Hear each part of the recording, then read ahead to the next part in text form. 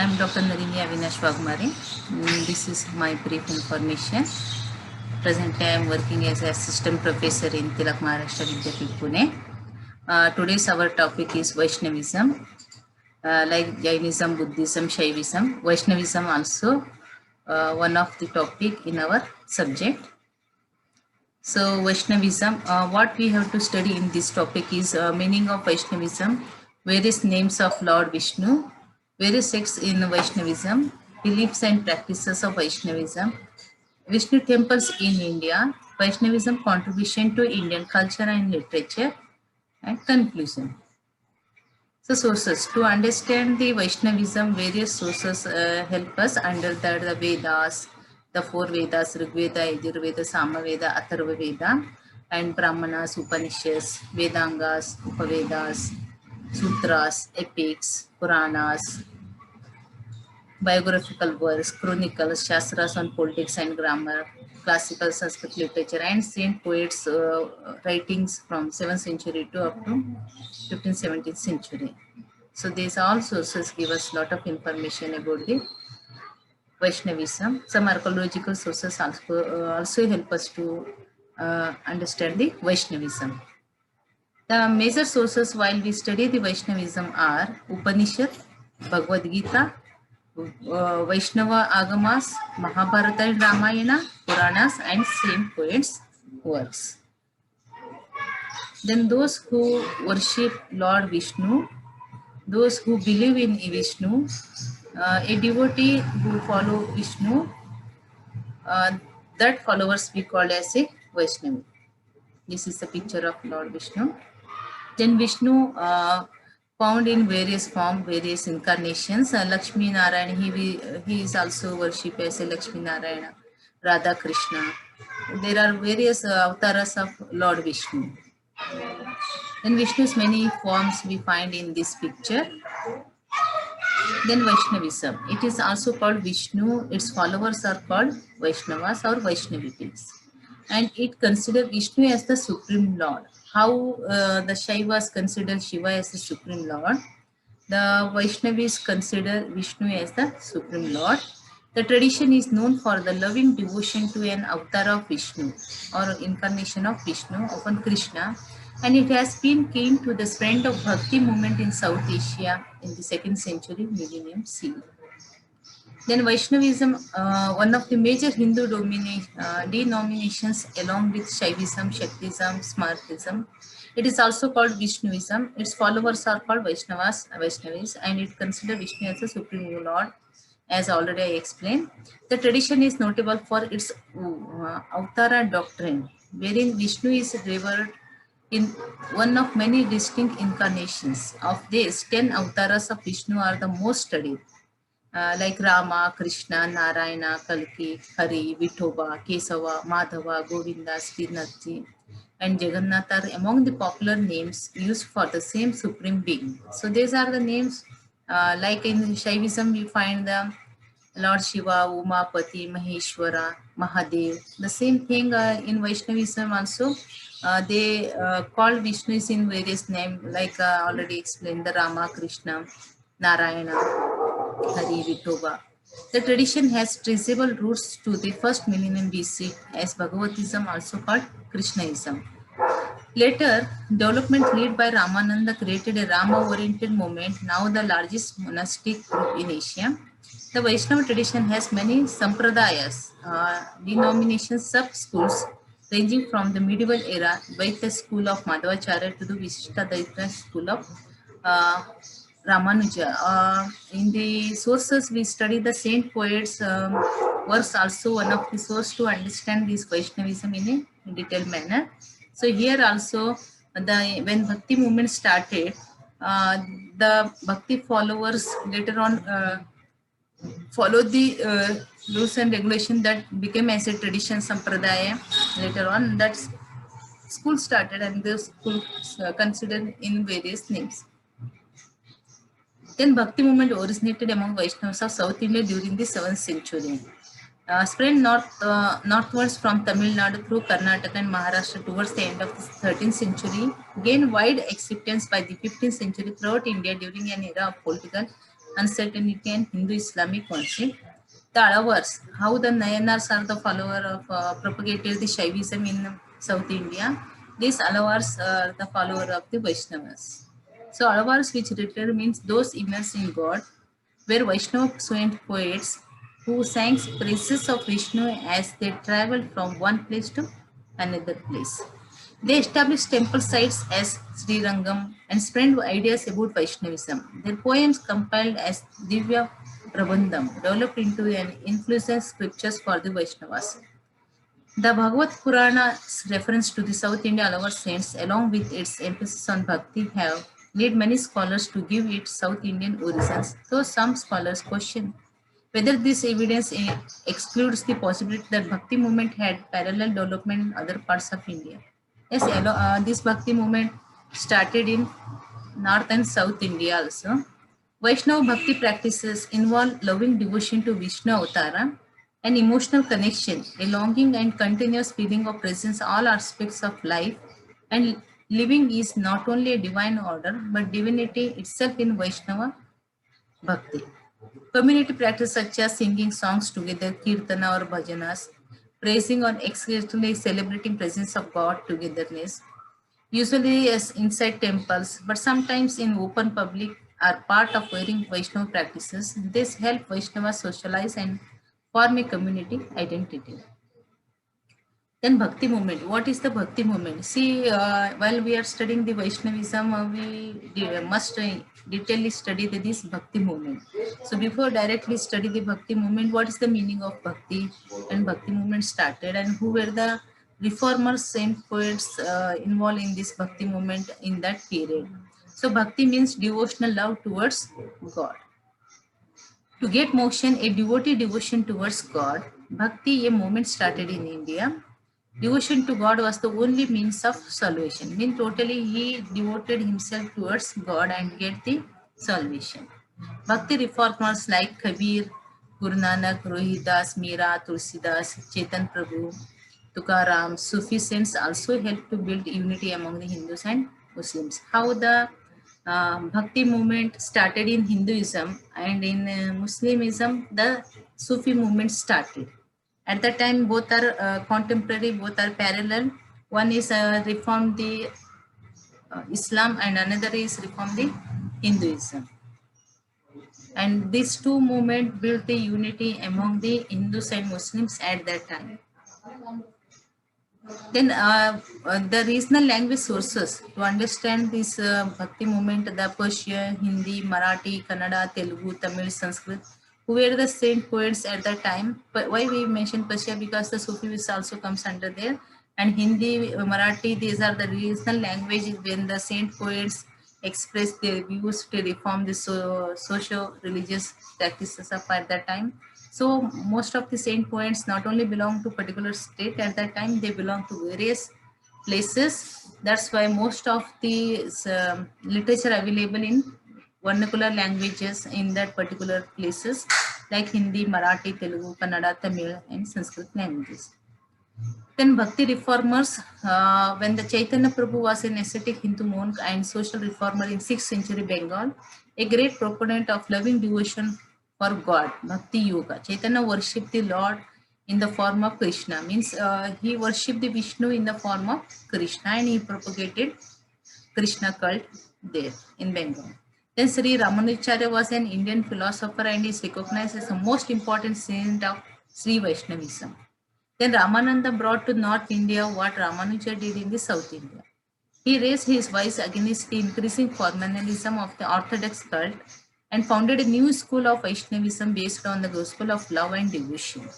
His most outstanding contribution is the abolition of distinction of caste among his followers. Some sects also found in Bhakti movement. Generally, when we study the Maharashtra Bhakti movement, if we take the one example of Bhakti movement started in all over India at that time, basically North and other parts of India.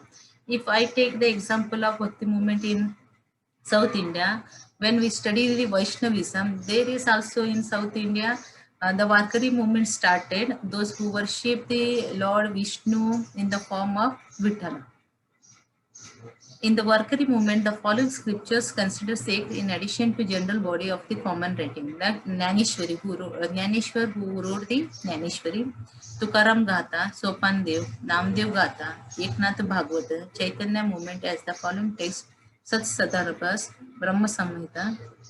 Then Saint Eknath and Saint Jnaneshwari propagated the Bhakti movement in Maharashtra and built a unity, humanity, social justice among the people at the time. And both are devotee of Lord Vithala. Even Sant Eknath and Sant Tukaram also, they propagated the Warkari movement in Maharashtra. Various sects in Vaishnavism also found.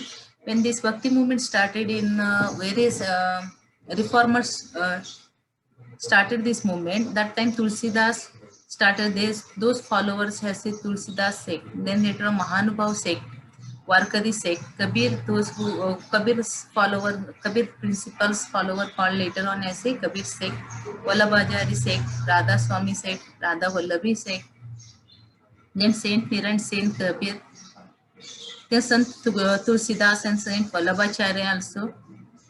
Then important signs of pilgrimage for these Vaishnavas. See, Vaishnavism from that day to till today. Also, we find so many Vaishnava followers in India, even abroad.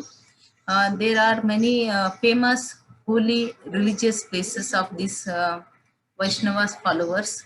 So, some temples mentioned in this list: Guru Varya Temple, Sri Ranga Temple, Vrindavan, Mathura, Ayodhya. We know that in Ayodhya, the Ram Temple, and Tirupati, Vitthal Temple is very famous in Tirupati. Most of the Vaishnava followers visited there. Even Pandharpur, the Vitthal followers, Warkaris basically visited this temple, Pandharpur temple.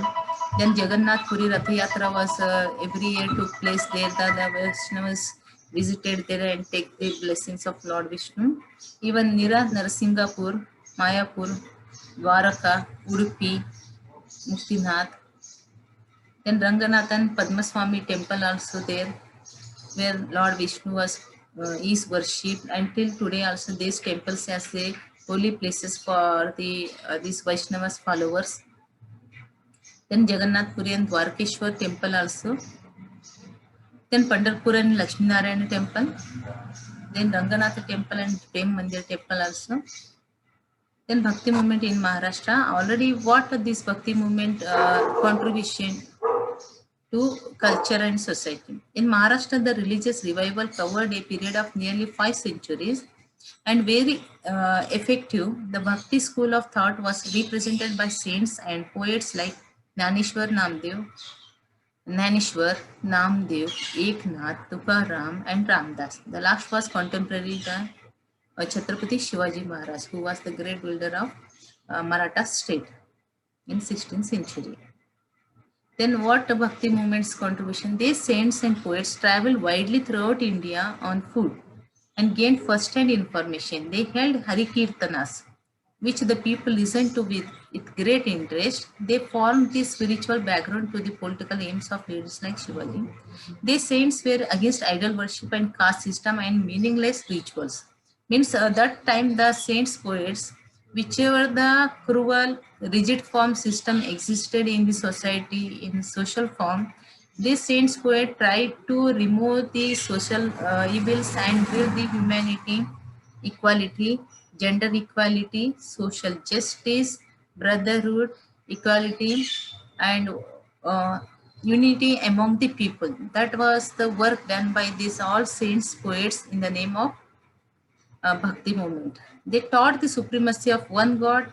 They taught us bhakti, humanity, and love to all creatures. They says that most of the bhakti reformers, they say that God is one, and in the eyes of God, all are equal. There is no discrimination, high and low, pure and impure, rich and poor.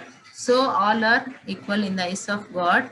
So anyone can worship the God and get the salvation. So that was the points they taught to that time. The Bhakti movement brought out democracy and national spirit among the Marathas when the Bhakti movement started in Maharashtra, the devotional songs became part of every household and created cultural unity. Even till today, also we find that in the morning when we wake up, if Vaishnavas followers, they start the Lord Shiva's some music songs. If Vishnu followers, then they start listening the music of Vishnu's mantras or slokas or songs. So this is also inseparable part of our culture nowadays also. The saint poet songs also became part of every household and create a cultural unity at that time. Today also cultural unity among the people till today. The Marathas literature of Bhakti movement draws a breath of equality, fraternity and spiritual liberty preached by the saint poets of that time, which brought the equality, fraternity and spiritual liberty to among the people at that time. Then what is this Bhakti movement contribution to Indian culture or Vaishnava's contribution to Indian culture? Basically, we have to study rich culture, literature, because when the Vaishnavas followers, you take the North Vaishnava followers, you take the South Vaishnava followers, East or West, any Vaishnava followers, most of these Vaishnavas written writings in their own regional language. Because of that, the Indian literature is very rich one. If take the example of Warkari movement, most of the saint poets written in Marathi language. If Kabir Pant, if Meera Pant, Chaitanya Mahaprabhu's Pant, then they have written their own original regional language poems, and it made us that became a culturally as well as literature rich one. So it is a one contribution to Indian culture.